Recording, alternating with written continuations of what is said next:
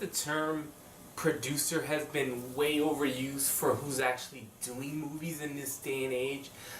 Mortal Engines was produced by Peter Jackson. He didn't direct it, he was a producer.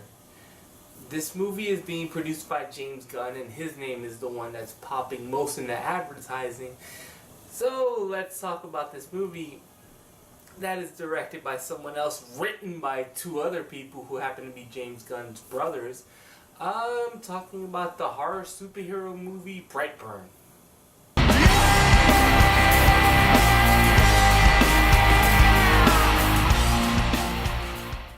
Brightburn is very simply, if you've seen the trailers, a portrayal of what would Superman be if he came to Earth and was evil. And this movie definitely gives you that. Starring Elizabeth Banks, who we've previously seen as Rita Repulsa in the last Power Rangers movie. David Dunn, who plays her husband Kyle, who they are trying to have a kid. They live on a farm, or they're married and they live on a farm, and all of a sudden comes crashing down onto their farmland a spaceship and has a child who looks human, so they decided to adopt them because they can't have a kid of their own. And we get Brandon, who is played by Jackson A. Dunn, who comes to Earth and he realizes at around his 12th birthday that he's a little bit different from the rest of his constituents at school. And this movie is exactly what you think it is. It does not lie about its premise when it says this is a movie about evil Superman. I like this. I love this movie.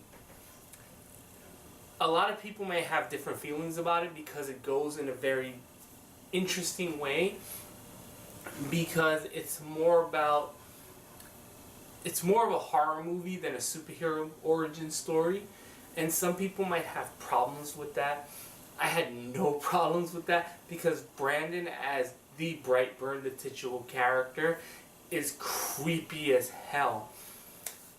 He is this kid who decided he's starting to mature. He's getting into puberty, and he's learning that he has these powers, and he acts like how a kid would act. It's like, if you're gonna bully me, I'm gonna hurt you. And that's where this movie excels, at least in one way. Brandon is super good at being like, this is what someone would do if they're being bullied. They would take it out. They would, because they don't have that sensibility to say there are consequences, because there are no consequences. The trailers have a lot of the interesting scenes on how he learns about his powers. The movie delivers on the horror of him using his powers. The parents in this movie, I liked them. They kind of reminded me in a way of the parents from The Prodigy, except the infighting was just because the mom, Elizabeth Banks' character, wanted to hold on to her son. She wanted to believe that it was her own. And of course, like a movie like this is set up, she realizes it a bit too late.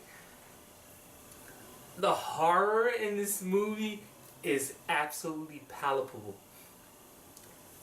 There's a scene, without spoilers, where I saw this with Jeff, and my jaw still hurts. And I saw this movie about a week ago. It's that grotesque. This is rated R for a reason. The deaths are gruesome. It is not afraid to go in that direction.